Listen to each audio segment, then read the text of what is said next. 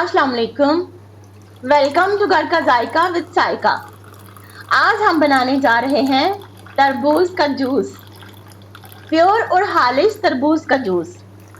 ये जूस जिस्म को ठंडक देता है, पानी की कमी को पूरा करता है, गर्मी में फौरी तवानाई देता है और सबसे बढ़कर ये आग की स्किन के लिए बहुत फायदेमंद है।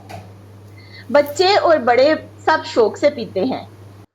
तो रेसिपी शुरू करने से पहले जल्दी से चैनल को सब्सक्राइब कर लें और वीडियो को लाइक और शेयर करना मत भूलें। अंदाज भी अपना और तरीका भी अपना। तो चलें देखते हैं आज का तरबूज का फ्रेश जूस बनाने की रेसिपी। तरबूज का जूस बनाने के लिए हमें चाहिए तरबूज, नमक, चीनी और पुदीना। सबसे पहले हम जग के अंदर तरबूज डालेंगे, फिर पुदीने के चंद पत्ते और आधा चम्मच चीनी, नमक क्वार्टर टी स्पून या हस्बे जरूरत। अगर आप इसमें बर्फ डालना चाहें तो डाल सकते हैं, लेकिन मैं बर्फ का इस्तेमाल नहीं करूंगी क्योंकि तरबूज को पहले से अच्छी तरह ठंडा किया था। वैसे भी बर्फ डालने से जायके में फर्क आ जाता है।